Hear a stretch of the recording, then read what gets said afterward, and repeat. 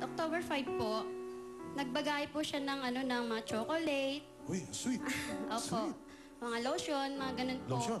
Pero nagulat po ako nung buksan ko po yung pinadala niya na lahat-lahat po ng picture namin magiin na binalik niya po pati Christmas card, pati po yung sulat ko at sulat po ng anak ko. Binalik niya lahat? Opo. Parang humihingi ng refund. Teka, sige, ituloy mo yung kwento. Sige, Okay, tuloy. tapos? Bakit? Parang kinutuban po ako na biglang, parang pumasok sa isip ko na, bakit niya binalik? Tapos sabi niya, may picture daw yung mga anak niya. Eh, pakiramdam ko po, wala po eh. Kasi binalik niya po lahat. Nung binalik niya lahat, ano yung picture sa mga anak niya? Eh, yung po, yung kaming tatlo, tapos yung banding okay. namin. Pero pinadalang kanya ng chocolate as well. Opo. Kinutuban ka kamo. Ano yung Opo. Anong kutob kutob mo mo? yun? Kutob ko na, iutos po ng babae niya yun. So may babae siya? Opo. Kasi naramdaman ko po, kasi pag tumatawag po kami, ayaw niya, yung tipong nagmamadali na wala daw po siyang cellphone. Oh. Tapos sabi niya sa akin na marami daw siyang ginagawa. Eh, syempre bilang asawa, kailangan namin mag-usap. Siyempre. Tapos yung mga anak po namin, nagtitext po yung anak kong panganay kasi 11 years old na. Tapos sabi niya, Papa, ba't nagmamadali ka? Hindi anak eh, may trabaho si Papa.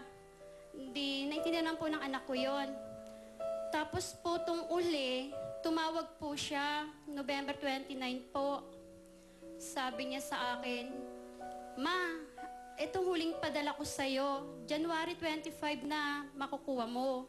Sabi ko, bakit? Kasi yung boss ko sa sekretary namin, mag-aano siya, mag-bakasyon daw po. Hindi parang kinutuban po ko, tagal. November 29 hanggang January 29.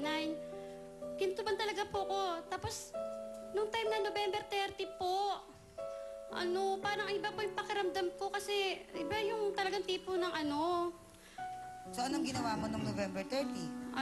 Tinawagan ko po siya.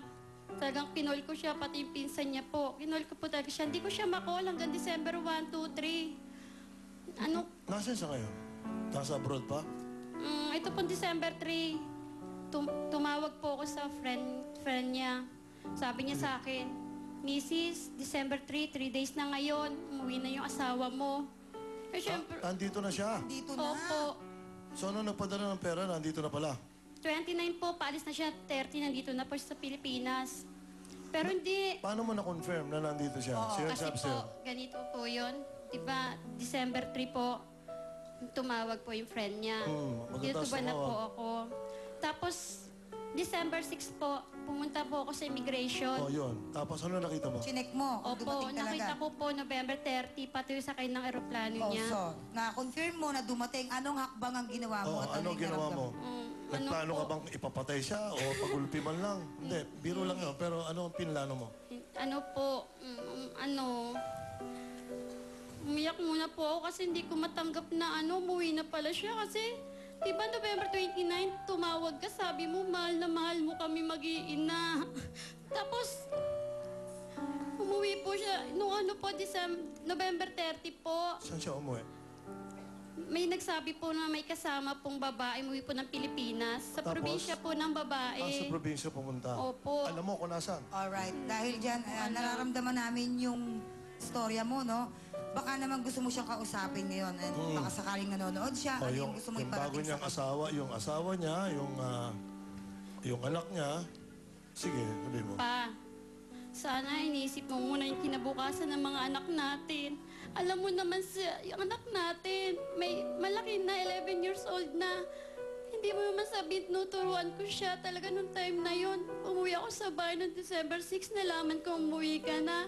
Bigla na lang umuwi yung anak natin galing school. Alam mo, narinig niya na umuwi ka na. Alam mo, iyak siya ng iyak. Alam mo, ayaw na mag-aaral. Nahawa po ako, naapekto yung pag-aaral niya. Sana, syempre lalaki kayo, hindi ko naman na sinabing di ba? Ano pangalan ng asawa mo? Joey, natural po. Oh, Joey. Oh, tsaka yung Mrs. ni Joey. Payagan mo naman si Joey, makita man lang yung Hindi anak niya niya. misis yun, Rico. Hindi Ito ba? ang misis ni Hindi Joey. nga eh. Hindi nga eh. Kaso, Mahiya ka. Kaso baka hindi pinapayagan. Baka hinaharang. Ano? Carl! Kaya nga sabi ko, baka naman medyo takot ka, makiusap ka. Andito, sa anak mo ito at saka asawa mo. Di ba? O anong masasabi mo, Poki? Masasabi ko, kung talagang, kasi lalaki, no? Hindi mo maiiwasan yung ganyan. Pero yung mga responsibilidad, lalo na sa bata, Tama. wag na wag niyong bibitawan niya. Tama yun, oh. Dahil bandang huli, Yun ang ikaw ibig din ang aanin Tama niya. yun, oo. O sige. Pangalawa. Yamot, siguro na antig naman siya, no, ha? O ito, may 5,000 pesos kami sa'yo, no, ha? Okay, at aharanahin ka ni Mr. Ray Valera na hindi nang iiwan yan. Ewan ko lang. Sige, okay. Palakpakan natin, palakpakan natin. Mamimiss kita, o aking sinta. Mahirap man itong tanggapin, ngunit ako ay alis na. O mamimiss kita, mahal na mahal kita. Huwag kang mag-alala, at ako babalik. Sinta, mamimiss din kita. Hey, wow! Yan ang composer. Yan ang composer. Thank you! Dito ka lang, ha? Dito ka lang, Marlene. Marlene, alam mo Dito naman ka ako, lang. nagbibiro ako minsan pagka nakikita kong umiiyak ka na, Iyak, oo. para hindi naman masyadong, di ka, Tama. dito ka, Kaya, dito ka, dito ka. Okay. Bahala ka dyan, Cory. Oo, ang buhay parang gulong yan. Parang gulong ng premyo, mga Tama, kaibigan. tawagan natin si Dito, Rosalie. tawagin din natin si Rosalie. Siyempre, makakasama niyo naman po ngayon, si Miss Kay Brosa! Oo, yun. Si Kay Rosas, ang other half ko. Buo mo other naman. Oo, yan, ang mag-i-explain. Naku, napakaganda naman talaga nito, ibang klase. Salamat, nakakasenadora lang ng aking Diba, ano. dating? Oh. Kuya, ito, napakaganda na po Kailangan mataas talagang balikat, ganyan ang mamayayaman. Diba, dating? Ang gagawin lang po natin mga kaibigan ay papalakpakan namin kasamang tayo at hiyawan kung kayo po kayo na pinaka-antig o natats sa taas mula po yung hantang natapakan ng kwento. Unahin na po natin si Rosalie na 7 years old pa lang ay pinampo na at after 22 years na hanap ng kapatid through Facebook. Ngayon, very close sila magkapatid. Palakpakan po natin. Si Rosalie. Okay. At ang ating pangalawa? Si Marlene na mga kaibigan ay nag-abroad ang asawa for 2 years. Nako, nalaman niya, nandito na pala ang asawa pero hindi sa kanya umuwi. Hindi sa kanya. Yan ay si Marlene! Ako, parehong maganda, Salamat. pero si Marlene, mas maganda ang Salamat, Rosalie. Salamat, Rosalie. Oh. At ikaw ngayon, Marlene, ang may pagkakataong Magpagulong sa ating ng premyo. Asan Gulong mo ng ko premyo? 20,000 pesos? Oho. Rosalie, ito ang picture. Okay. Naku, Diyos ko, Okay, may nakaka-wanted lang picture talaga. dito. Baka Pagulungin mo na! Sige na, sige na. Pagulong mo na. 1, 2, 3, go! Yun!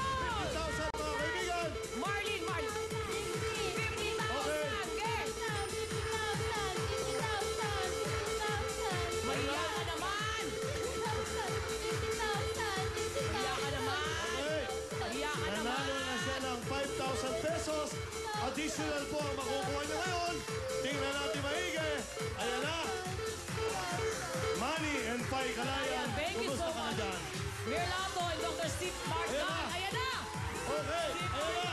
31, 12, 30, 30,000 pesos! A total of 35,000 pesos. 35,000 pesos! Kukuha kami ng... 30,000 pesos! Kukuha kami ng 5 ngayong audience para manalo ng 66,000 pesos! Yun! Ang saya na naman ng ating audience! Okay. Ito ho yung mga pumila sa atin at naglagay ng kanilang mga Isa-isay ko pang-raffle. na. Isa-isay And a mo. one! Ayan na. And a two! Alexander Christie, ang And a maswerteng... three! Ang maswerteng Rilos. Four! Okay, ano ba yan? Okay. At ang huli! At Norman Servito sa aking mga coach. Wapak Ayan na. na visit Alright. website ko. At Okay. 5. Unahin natin! Ano una? Ano una? Si, sakto, pangalan niya, December Tambor! 6,000 pesos, December!